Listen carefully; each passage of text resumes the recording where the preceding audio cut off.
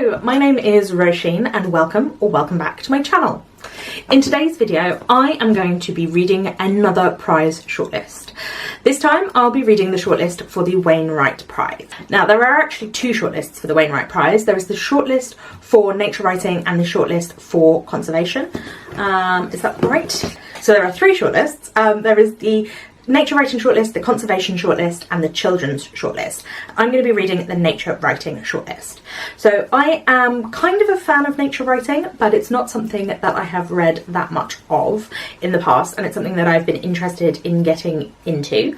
I've also been trying to read more non-fiction this year, so I looked into some non-fiction prizes as well. Last year I read the Bally Gifford Prize shortlist, which I'm planning to do again this year, but also I am planning to read this nature writing shortlist to see if I get into it, if there are any directions that I enjoy about it. So there are 6 books on the shortlist, so I'll go through them with you quickly and then we'll see what I think about them as I go on.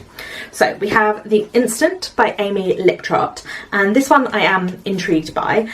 This is about a woman who is living on Orkney. I think she wrote another book which did fairly well, The Outrun.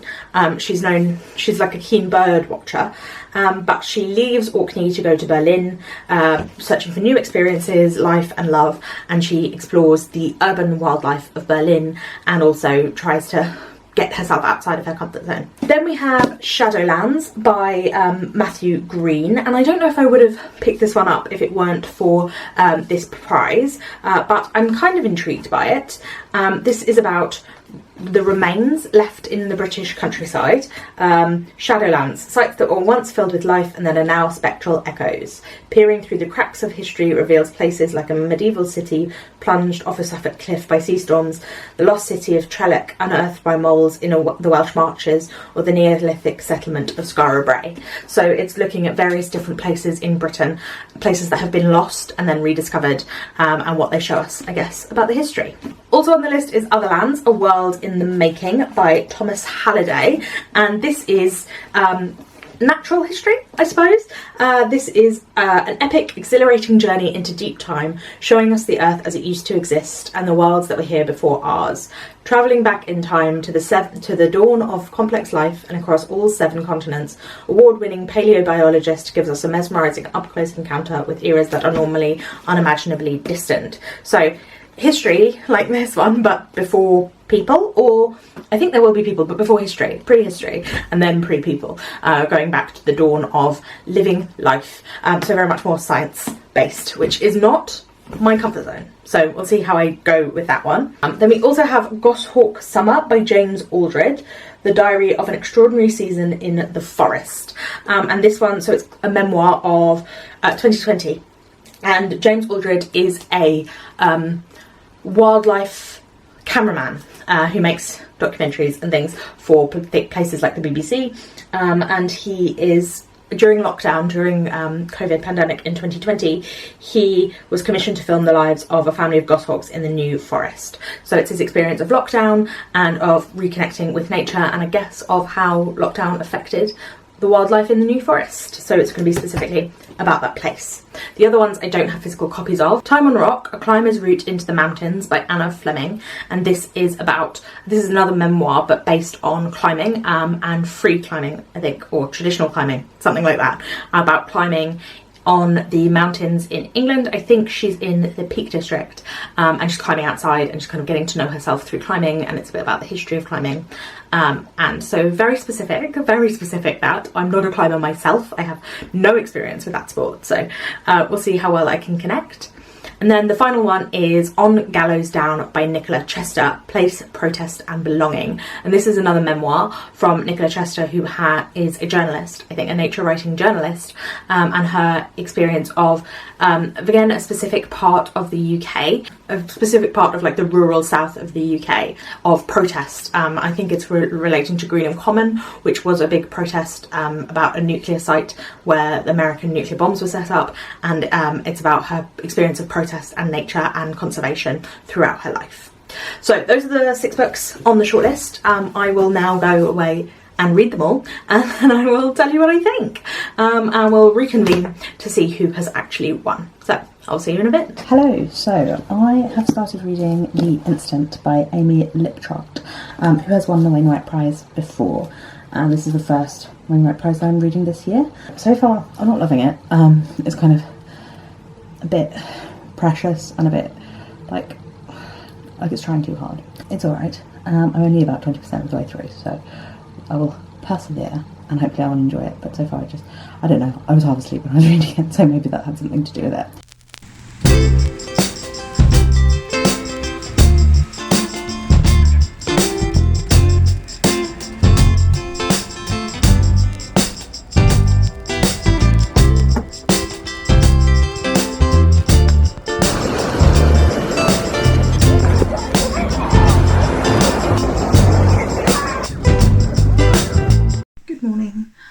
So yesterday I managed to corrupt the SD card in my camera and I hadn't brought my dongle to connect it to my laptop, so I can't fix it. Anyway, I'm about halfway through The Instant by Amy Liptrott, and it's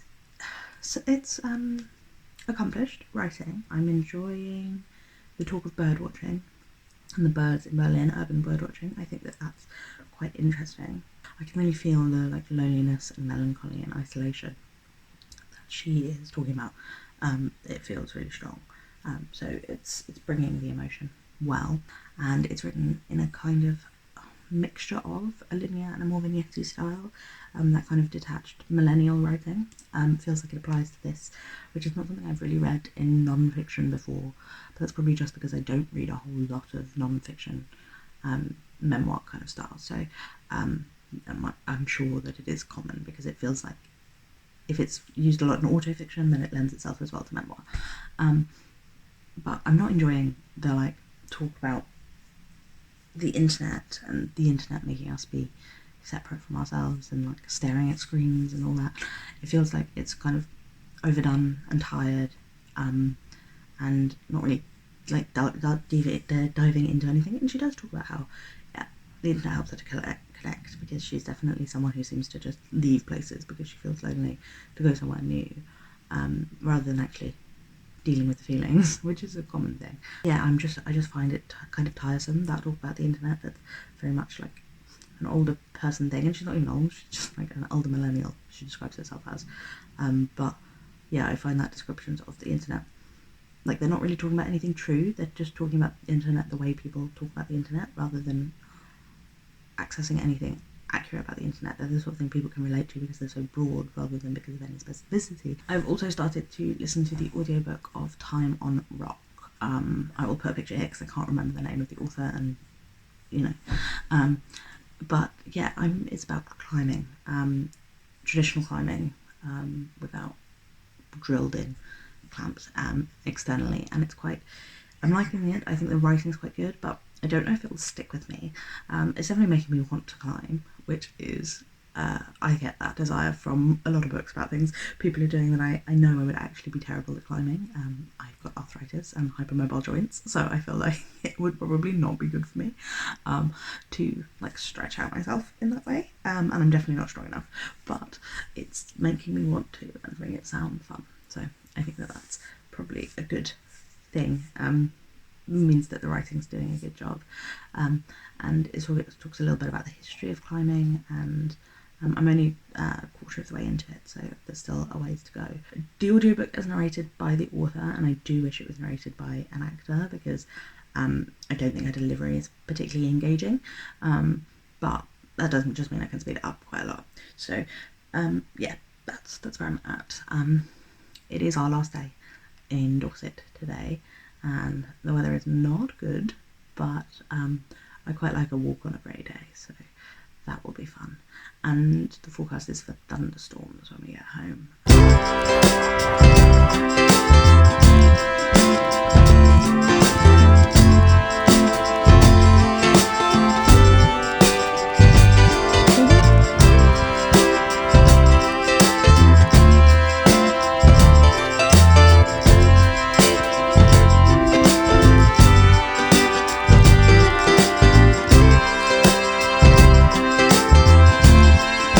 Hello, so I managed managed to delete all of the footage where I talked about Time on Rock by Anna. I keep forgetting her surname every time I go to talk about this. I look it up every single time. Anna Fleming. Time on Rock by Anna Fleming. So I'm going to have to talk to you about it all now, even though I read it over a month ago now. No.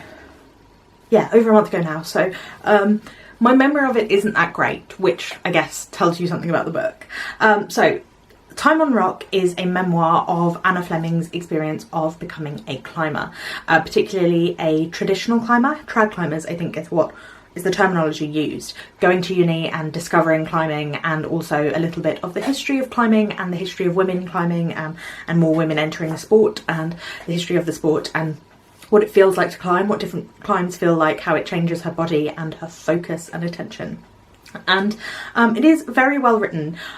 For the most part, memoirs, I haven't really loved a lot of memoirs, and I feel like I don't know what it is about memoirs that don't necessarily always speak to me. I think it's just a lack of I think that for a memoir to work for me, it has to be really literary. Like, the craft of forming your own narrative and the attention to the fallibility of human memory, things like that, are things that I'm really interested in. A very straightforward memoir doesn't always work for me. And whilst I did enjoy this, and it did make me kind of want to take up climbing, until I remembered that I'm, you know, have arthritis, am hypermobile, am very clumsy, all of those things that probably would make climbing a very bad idea for me. It did bring the joy of climbing that she feels, and the way that how much she enjoys it, and the like reasons for her wanting to climb. It all felt very well done. But for the most part, I think you'd have to be someone with at least a little bit of interest in climbing for it to really hook you and really sink into you. So if you are someone who has climbed, I think that it would work for you. But as someone who doesn't climb, it did have interest, and I did enjoy the talk about rock, like the talk about different formations of rock and things.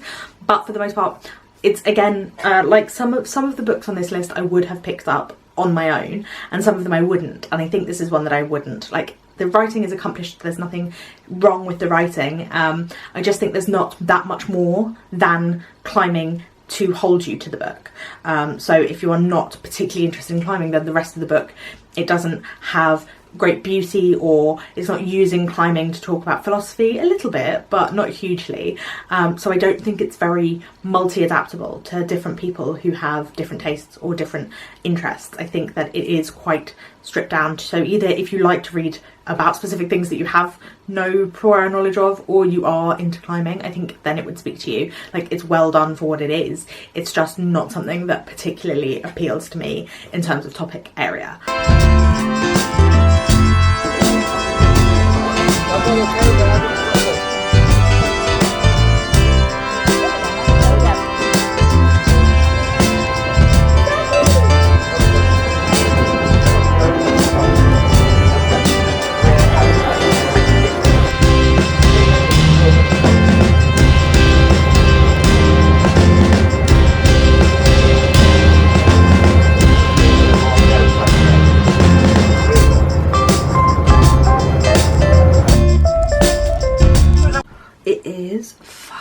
Freezing. I know I was complaining about how summer seemed to last forever and why wasn't it autumn yet, and it's definitely, sorry, all the noises, I've got such a squeaky chair and the washing's on in the background. It's the only way I can film right now. But yeah, I was complaining, but I am freezing cold. I was complaining about summer, but I am freezing cold. But it is definitely more fun to read this nature writing when it is like blustery and raining outside. It feels more seasonally appropriate to me anyway. Yeah, so I finished Otherlands by Thomas Halliday, and I was thinking about this as I was reading it, that normally when I'm doing reading vlogs I update you at least once when I'm partially through, but I feel like that's a bit more difficult with non-fiction because I don't think that my thoughts change that much over the course of one non-fiction book. Maybe in like memoir style stuff more, but in stuff like this where, so this is a Thomas Halliday is a paleobiologist, and this is a history of the world through different ages, and it talks about the fossil record and how we can know stuff about the past. And it's very much, to me, seems to be focused in on plants and smaller animals and insects and stuff. Like, there is talk of animals, but like the Triassic period, there were no dinosaurs as far as I can remember. It felt like there were no dinosaurs mentioned, which, you know, you expect in the Triassic and Jurassic, and what's the one in between those two? Triassic, Jurassic, oh no, they are right next to each other, but it continues into Cretaceous. Anyway, God, sorry, my brain not all together today, but this is about that, and it starts off in the I did hear him say this, Pleistocene, which is the Ice Age, as we know it, and then goes backwards in time all the way to the Ediacaran, which was when the first like single-celled animal organisms started like moving and hunting, and they were in clay. They've been discovered in clay, so like the original fossils, the first, not the original fossils in terms of when we discovered them, but the original fossils in terms of they're the oldest ones we've got. So yeah, and it goes backwards in time. And then there's like an epilogue which is about climate change. And yeah, I'm reading the nature writing side of the Wainright Prize. There is also a conservation side of the Wainright Prize, or a climate side. I can't remember what it's exactly called. But all of the books have talked about climate change so far. So, well, not the rock climate one so much, but the rest of them have. Anyway, I really enjoyed this. I really thought it was very good. If you've seen Walking with Dinosaurs, which was big, I think it was BBC TV production that came out when I was like really wee, and it was a phenomenon. Everybody was talking about it. It kind of reminds me of that. It kind of gives me those vibes. I can really see this being a big budget BBC or something like that TV production with an episode for each of the eras, and really going into deep and like making computer generated images of all these animals that don't exist anymore. There were so many cool facts. I kept texting my boyfriend whilst I was reading this, all the cool facts, and I was out for a walk at one point, and my mouth literally dropped open listening to this book. I can't remember though what that fact was that made me be like amazed, but it did blow my mind in several places. It's really well written, really like visual. Like I said, I can imagine it as a TV series, so I really could visualize everything that was happening in here and could really imagine it very clearly. I did listen to the audiobook, and there are maps and stuff in here which I obviously didn't get from the audiobook, so maybe I should have a look through this. But I really enjoyed it. I really enjoyed the way it talked about borders and how applying modern ideas of borders to nature does make sense, and like how borders like complicate our understanding of climate change in a way they don't have to.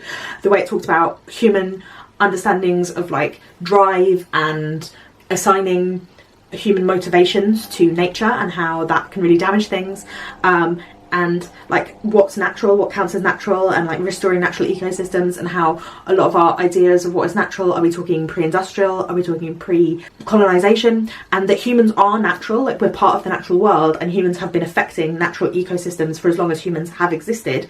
So even though obviously climate change and the Industrial Revolution that caused it is bad and is like seriously affecting the planet in a way that will make it unlivable for the species that live in it now, wrong to say we can ever not be affecting the world. Impossible to go to a pristine world. And what is pristine anyway? I thought it was really interesting the way it talked about those things.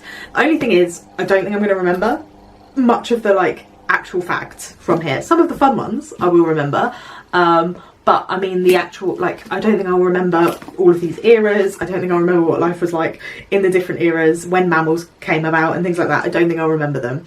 But the ideas, like I just talked about, those ideas and the ways of talking about the world and the ways of understanding science and nature, I think I will remember. Those things will stick with me more so, I think, because that's the story that he's telling, even though it's obviously based in, it's non-fiction, but it's the story that's being told by the book.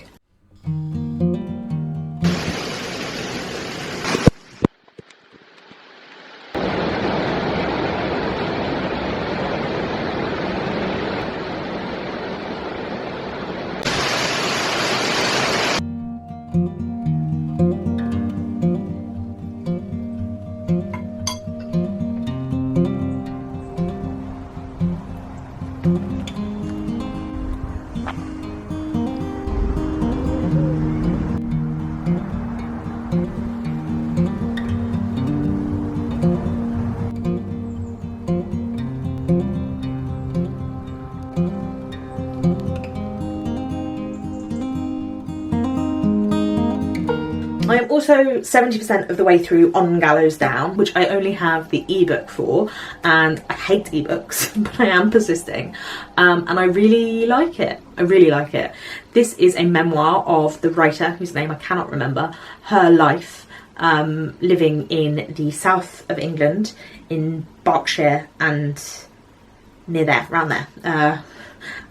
Wiltshire. I think she lives in Wiltshire for a bit. The places she lived through her life and protests, and so part of it's set in Greenham Common, which I heard about from a Guilty Feminist podcast episode. Actually, I hadn't known about because it stopped. It was a continuous protest site from the 1970s, I think, because there was a big. That was where America had their nuclear bombs in the UK on Greenham Common, and there was a big protest against it, and it was up until the year 2000 because they wanted it to be common land as well. And what I'm really enjoying about it is, well, the writing is stunning.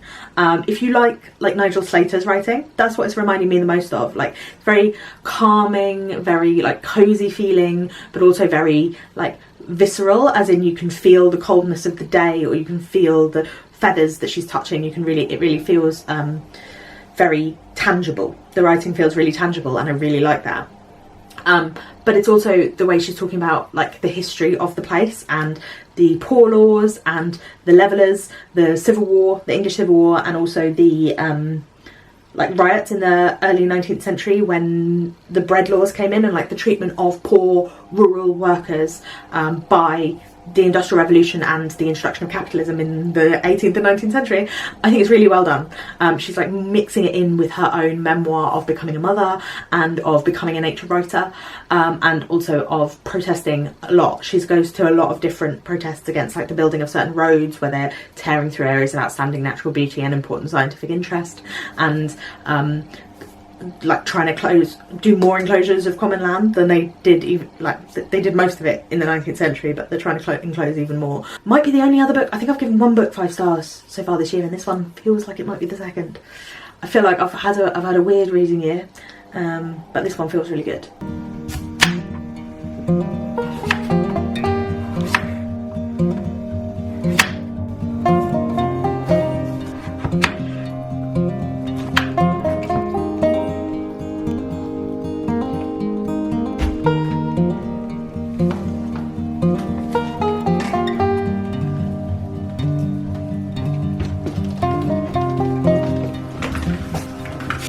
It's a bit wet out there. Hello, so I have finished on Gallows Down, and as I said, I thought my feelings wouldn't change too much.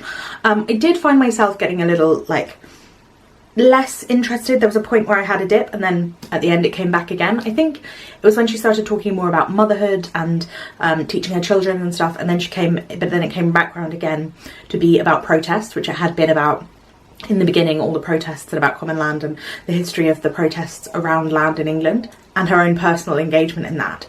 But at the end it came back round to her children's involvement in Extinction Rebellion and going there with them and like continuing the legacy of this historical legacy of rebellion and protest in England. And through her own history. So I enjoyed it. Again, it came back up towards the end. I also don't know how much of my losing engagement and interest in it was because I was reading it in ebook, because I usually say like form doesn't matter for me, not form but medium doesn't matter for me, but I think there is kind of an exception with ebooks because I hate them so much that I kind of, if I'm having to read on ebook for long periods of time, I like get migraines. I find it very difficult. So that might have had something to do with it, that I didn't have access to it in any other way. But overall, I really enjoyed it. I thought her writing was lovely. I thought that it was very introspective and engaging, but it didn't just focus on that. Like I said, I love the inclusion of history of the rebellion. That's kind of the part of history that I like the most anyway. Someone was talking about what's your favourite period of history on a podcast that I listened to, and I realised the 3 that first came to my mind were the Russian Revolution and the end of the Romanovs, the French Revolution, and the English Civil War. So I realised that like revolution, rebellion, and the like upheaval, the liminal spaces of that are the things that I'm most interested in, and I think that she really went to those similar spaces and the edges of nature. I've also finished Shadowlands by Matthew Green, and this one is different from the others that I'm reading because it was more like just a straight history. So it does involve some nature writing, but it doesn't feel as much nature writing as some of the others, except the instant, I guess. It's a similar amount of nature writing to that. This is 8 places through British history that have been abandoned, that are not recovered. And it kind of goes through historical time in Britain. It's an exploration of the fringes of Britain and various different points in British history. So it starts in Skara, which I think was, no, it wasn't, I knew about St Kilda as well. So it's the 2 that I knew about were Skara, which is the oldest existing settlement in England, not in England, in Britain, in the Shetland Islands, or the Orkney Islands, in the islands off the coast of Scotland, and then St Kilda, which is another actually Scottish island, which is the other one that I knew about. I thought there would be more landscape description because this is a nature writing prize, but it really is a history book, and so that was what I wasn't expecting. And whilst it was fine, it really didn't interest me that much. It felt like it's Sunday afternoon and there's nothing on kind of history documentary on the television, rather than anything that I would be super keen to pick up. Like, I probably wouldn't have picked this book up if it hadn't been on there. So it's kind of, it's not that it's bad, it's fine, but it's not my particular thing. The writing was fine, it was engaging enough. Matthew Green goes and visits all these places.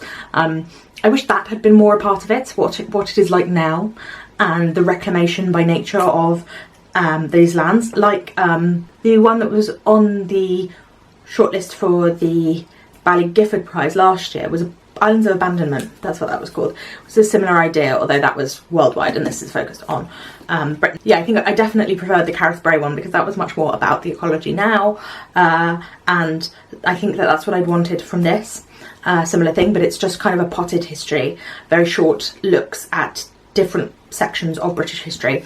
It didn't feel like it really gave me much, even though I didn't know about all of the places. I did kind of know about the time periods because it wasn't going that deep, because it was only a chapter on each of them. And yeah, so for most of all I found it just fine. If you are into history and this kind of overview narrative history, which is not my thing either, I don't want to say centrist, but a very like trying to be not giving a point of view. Like, obviously what you choose to leave in or take out, the places that he's chosen to look at, all of those are taking a point of view, but he's not being explicit in his point of view, and I prefer people to be explicit and to give me what they're thinking on the page, because then I can kind of engage with it more. And so yeah, overall I thought it was just okay, it was fine. So I am halfway through Goshawk Summer, which is the last book on the list. I'll try and finish that today, come back to you tomorrow. We're a bit beyond the time frame for this as always, but I will be back with that and wrap everything up for you.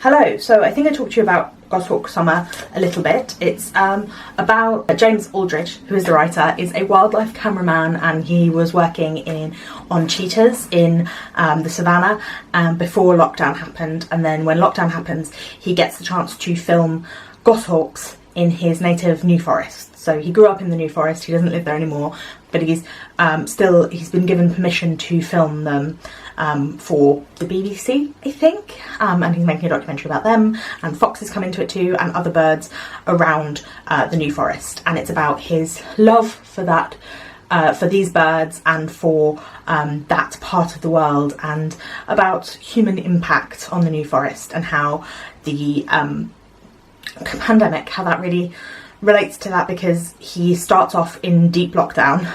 He's still allowed to travel for work, but no one else is allowed to be in the forest, and so he sees the way that the New Forest reacts to this sudden lack of humans who have been there messing things up or contributing to the forest for hundreds of years. And then as lockdowns slowly ease, he sees the ways that they affect it. So there's one particular part where he's filming a fox den, and the previous scene it had been when it was completely empty, and he sees the like baby foxes gambling about in the grass, and they're really free and enjoying themselves, and then the next part is when there's like suddenly people everywhere, and two different dogs come rushing through the fox's set, and it's set's badges, isn't it? The fox's earth? What do you call it when it's fox's den?